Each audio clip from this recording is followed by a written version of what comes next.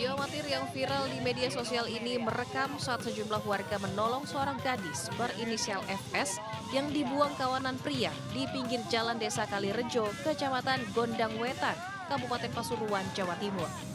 Saat ditemukan korban yang masih duduk di kelas 12 ini dalam kondisi mabuk berat dan muntah-muntah setelah dicekoki miras jenis arak. Usai viral, Satreskrim Polres Pasuruan Kota dan Polsek Kebon Candi melakukan penyelidikan dan berhasil mengamankan dua pelaku masing-masing berinisial AD dan MJ yang masih berusia 17 tahun. Menurut hasil pemeriksaan polisi, pelaku AD berkenalan dengan korban di aplikasi pertemanan, lalu janjian untuk jalan-jalan. Korban lalu diajak pesta miras dan dicabuli oleh dua pelaku. Setelah dicabuli, korban kemudian dibuang di tepi jalan dan ditemukan warga. Kenal di salah satu medsos yang kemudian diajak minum minuman keras di sebuah rumah yang kemudian katanya sempat disetubui. Menindaklanjuti hal tersebut, tim langsung melakukan pencarian terhadap dua terduga pelaku yang kemudian pada malam harinya berhasil kita amankan, kemudian kita interogasi dan ternyata pelaku masih anak dan remaja. Dua pelaku dijerat pasal 81 Undang-Undang Perlindungan Anak dengan ancaman 15 tahun penjara. Kasus ini menjadi pelajaran untuk orang tua agar mengawasi anaknya khususnya saat berkenalan lewat aplikasi pertemanan atau media sosial lainnya. Dari Pasuruan, Jawa Timur, Jaka Samudra melaporkan.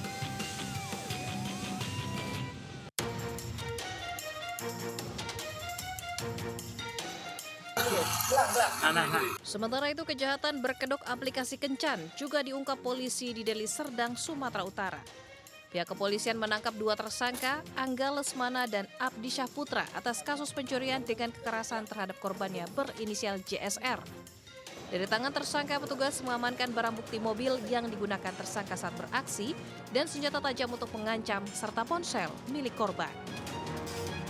Kejadian berawal saat tersangka berkenalan dengan korban di aplikasi kencan. Saat bertemu, tersangka meminta secara paksa menyerahkan harta benda korban. Selain menguras harta, korban juga mendapat pelecehan bahkan dipaksa berhubungan badan dengan tersangka.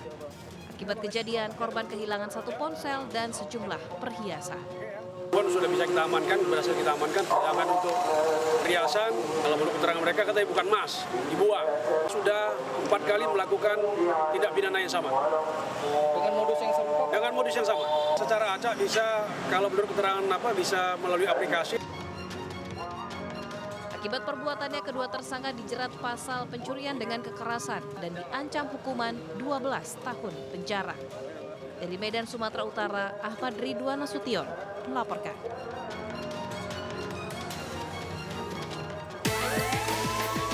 Segera meluncur ke TKP. Siap.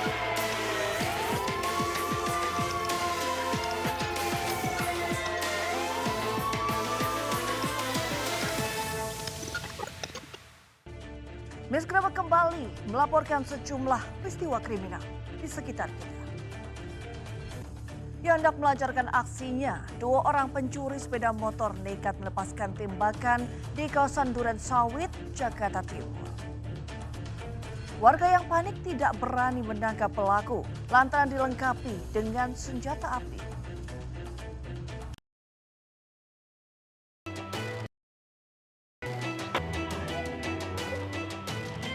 Kamera CCTV merekam dua pelaku pencurian motor di sebuah gerai makanan di Jalan Swadaya, Duren Sawit, Jakarta Timur. Satu pelaku bertugas menggasak sepeda motor, sementara satu lagi menunggu di motor. Warga yang mengetahui aksi pencurian ini berupaya mengamankan keduanya. Namun salah satu pelaku melepaskan tembakan ke arah bawah untuk menakuti warga. Warga yang panik memilih mundur hingga kedua pelaku melarikan diri. Dia nembaknya ke arah bawah katanya. Ke bawah, mungkin nggak sengaja kelepasan apa nggak tahu bagaimana ya. Biar nakut-nakutin. Iya, nakut-nakutin ya nggak tahu juga. Itu pelakunya berapa orang, Pak? Dua orang. Polisi pun melakukan olah TKP dan menemukan lubang bekas tembakan pelaku pada bagian jalan. Sementara warga mengaku resah dan meminta polisi segera menangkap kedua pelaku bersenjata api. Dari Jakarta, Rio Manik melaporkan. Petugas kepolisian sektor Koto Tangah, Kota Padang, menggerebek sebuah tempat prostitusi berkedok kafe. Sementara itu, jajaran Direktorat Reserse Kriminal Umum Polda Jawa Tengah berhasil mengungkap prostitusi yang berkedok tempat karaoke. Malu, tapi jam segini masih di sini keluyuran.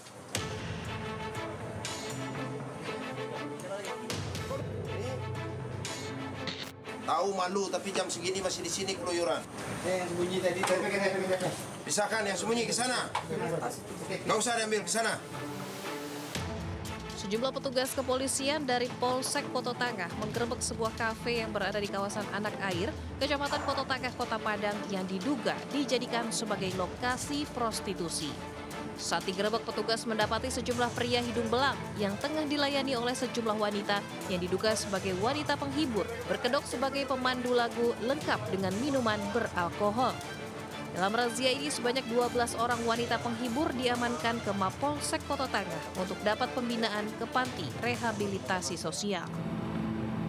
Namun perlu kita ingatkan, silakan buka usaha, tapi lengkapi izinnya dan ikuti aturan semua. Tidak ada yang namanya tempat usaha itu dibuka 1x24 jam, apalagi kafe seperti ini. Dan ini bisa mengakibatkan terjadinya penggangguan keamanan ketertiban masyarakat di lingkungan tempat tinggal, tempat adanya kafe ini. Penggerebekan ini berdasarkan laporan masyarakat yang resah dengan aktivitas maksiat di tempat yang berkedok kafe. Selanjutnya petugas melakukan penutupan paksa terhadap kafe yang buka 24 jam ini. Dari Padang, Sumatera Barat, Budi Sunandar melaporkan.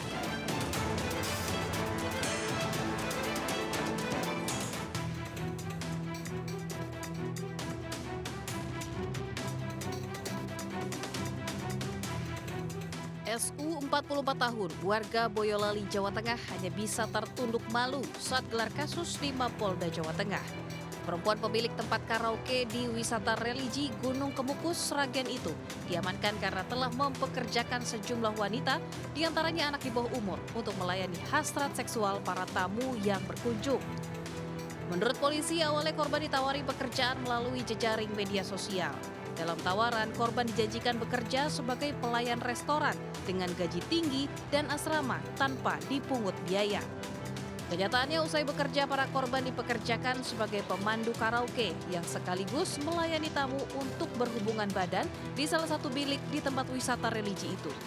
Korban pun tak ada yang bisa menolak karena jika pulang harus membayar tebusan Rp1 juta. Tersangka tercatat telah mempekerjakan 5 wanita, bahkan diantaranya anak di bawah umur. Penangkapan SU berdasarkan laporan dari orang tua AM yang berumur 19 tahun. Meminta jaminan ataupun uang tebusan sebesar 1 juta agar korban bisa pulang. Ini perlu kami sampaikan bahwa di lokasi tersebut tersangka juga mempekerjakan selain wanita dewasa juga mempekerjakan anak di bawah umur. Hanya dengan menggunakan syarat KTP saja sudah bisa bekerja. Di depan polisi, tersangka mengaku telah membuka praktek layanan seks di Gunung Kemukus sejak 1 tahun terakhir dari modal berhutang. Sudah 1 tahun, tapi anak itu baru 2 minggu. Yang modalin siapa, Bu? Utang. Selain menangkap tersangka, polisi menyita barang bukti seperti HP, uang tunai, kertas bon tamu, alat kontrasepsi, hingga botol minuman keras. Atas perbuatannya, polisi akan menjerat tersangka dengan Undang-Undang Tindak Pidana Perdagangan Orang atau TPPO dengan ancaman hukuman maksimal 15 tahun penjara. Dari Semarang, Jawa Tengah, Kristadi melaporkan. Pesta seks sejenis digerebek polisi di sebuah apartemen kawasan Setiabudi, Jakarta Selatan. Polisi menggelandang 56 peserta pesta seks sesama jenis usai penggerbekan.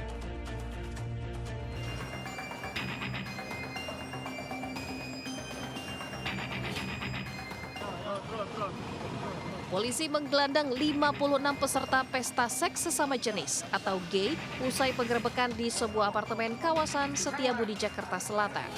Polisi pun menetapkan 3 tersangka. BP yang berperan sebagai perekrut peserta, RH dan RE yang berperan sebagai penyewa kamar apartemen. Hasil pemeriksaan, tersangka BP awalnya menghubungi 20 orang peserta untuk mengikuti pesta ini. Kemudian 20 peserta turut mengajak beberapa peserta lain yang ingin ikut pesta seks sesama jenis. Sementara motif para pelaku adalah untuk mencari kesenangan dan kepuasan. Jadi D inilah yang menghubungi satu persatu peserta untuk diajak ikut dalam event ini bahasanya. Selain 3 pelaku, polisi juga menyita barang bukti diantaranya alat kontrasepsi, obat anti HIV, bukti pemesanan kamar apartemen, serta sabun mandi. Dari Jakarta Selatan, Helmi Sajangbati melaporkan. Sindikat prostitusi anak di bawah umur dibongkar polisi di wilayah Kelapa Gading, Jakarta Utara. Korban yang ditarik Rp250.000 hanya menerima bayaran Rp50.000 hingga Rp100.000 per sekali kencan.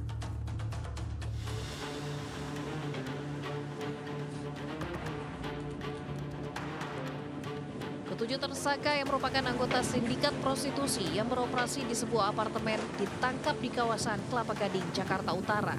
Sejumlah barang bukti turut diamankan dari hasil penggerebekan. 7 tersangka terdiri dari 5 laki-laki dan 2 perempuan, mempunyai peran mulai dari joki yang menawarkan para korban ke pelanggan hingga yang bertugas mengantar korban ke pelanggan. Sindikat ini memiliki modus menjual 4 perempuan di bawah umur melalui aplikasi. Selain itu, para tersangka juga membuat 2 grup percakapan yang berfungsi untuk saling berkoordinasi. Hasil pemeriksaan, para tersangka menjual ke 4 korban dengan tarif Rp250.000 sampai Rp500.000 kepada pelanggan. Mirisnya, korban hanya menerima bayaran Rp50.000 hingga Rp100.000 saja. Jadi ada 2 TKP yang didatangi oleh unit reskrim Polsek Kelapa Gading dengan ada total 4 orang anak di bawah umur yang diperdagangkan dengan inisial AS, saudari AS, saudari FA, saudari NA, saudari SAR. Ketujuh tersangka dijerat pasal perlindungan anak dan perdagangan orang dan terancam hukuman di atas 5 tahun penjara. Dari Jakarta, Rizky Falupi melaporkan.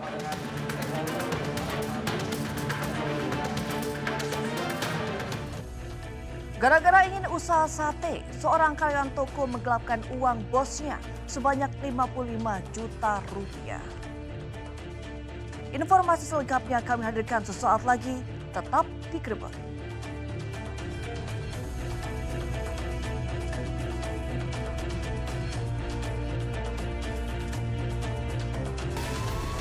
Segera meluncur ke TKP. Siap. Segera meluncur ke TKP. Siap.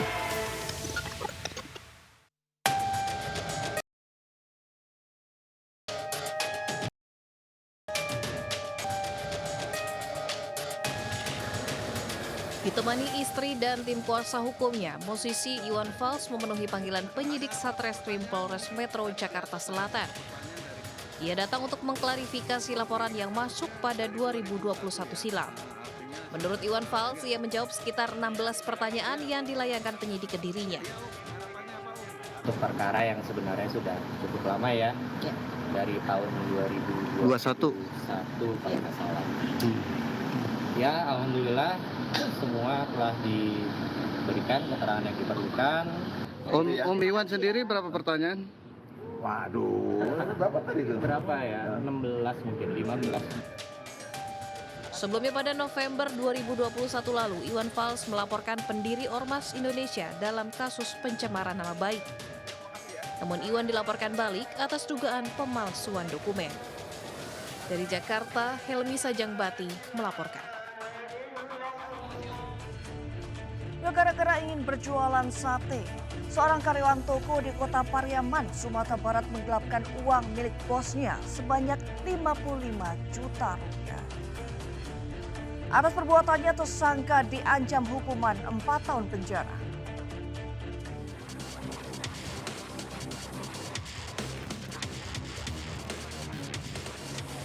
Beginilah suasana penangkapan tersangka Irwanto alias Wan oleh tim Opsnal Satreskrim Polres Pariaman di Kabupaten Kepahyang, Bengkulu.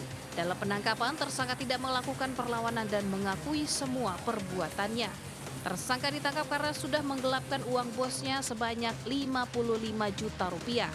Sebelum ditangkap, tersangka Irwanto sempat kabur ke beberapa daerah hingga terakhir ke daerah Bengkulu. Dari keterangan tersangka, uang yang digelapkan sudah digunakan untuk keperluan sehari-hari selama pelarian dan biaya keperluan untuk berjualan sate. Pengakuan dari tersangka, korban pengen sekali untuk berdikari, menjual berusaha sendiri. Dan itu juga untuk keterangannya korban yang merupakan majikannya agak sedikit pelik seperti itu. Kini tersangka ditahan di Mapolres Pariaman, dikenakan pasal penggelapan dengan ancaman hukuman 4 tahun penjara. Dari Pariaman, Sumatera Barat, Eka Gus Priyadi melaporkan. Oknum karyawan PT Timah yang menghina pegawai honorer berobat dengan BPJS terancam dipecat. Di tempat lain, seorang wanita diduga pencuri ponsel, digeledah dan diinterogasi di dalam angkot. Ingat, segala tindak tanduk Anda pasti ada akibatnya, berubah atau berakhir digerebek. Saya Miss Grebek, sampai jumpa.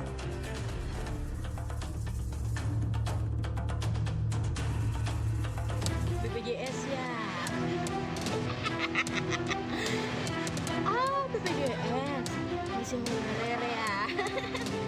Usai viral video seorang karyawan PT Timah Tbk yang diduga menghina tenaga honorer, pihak PT Timah Tbk akhirnya buka suara. Menurut pihak perusahaan, oknum karyawan tersebut akan dikenakan sanksi sesuai aturan di perusahaan dengan sanksi paling berat hingga pemecatan. Pihak perusahaan juga meminta maaf ke publik atas perilaku salah satu karyawan PT Antam tersebut. Sebelumnya, video seorang pegawai BUMN PT Timah Tbk bernama Weni Maizon viral karena diduga menghina pegawai honorer yang berobat menggunakan fasilitas BPJS Kesehatan.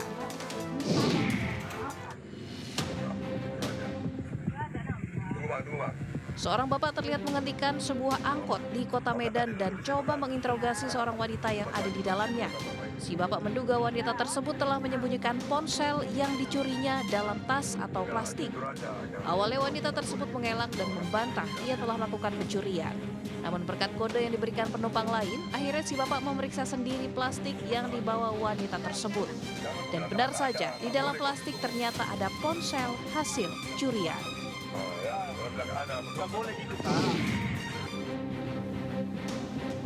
Seorang pengendara mobil yang diduga menyerobot antrian pengisian BBM di SPBU Jalan Perintis Kemerdekaan Makassar terlibat cekcok dengan petugas SPBU yang berjaga. Awalnya si pemobil yang menyerobot antrean ditegur petugas hingga berpindah jalur ke sebelahnya. Namun di jalur ini si pemobil justru marah-marah kepada petugas perempuan yang berjaga dan berlanjut dengan petugas SPBU pria. Beruntung insiden ini tidak melibatkan konflik fisik setelah dilerai petugas SPBU dan warga.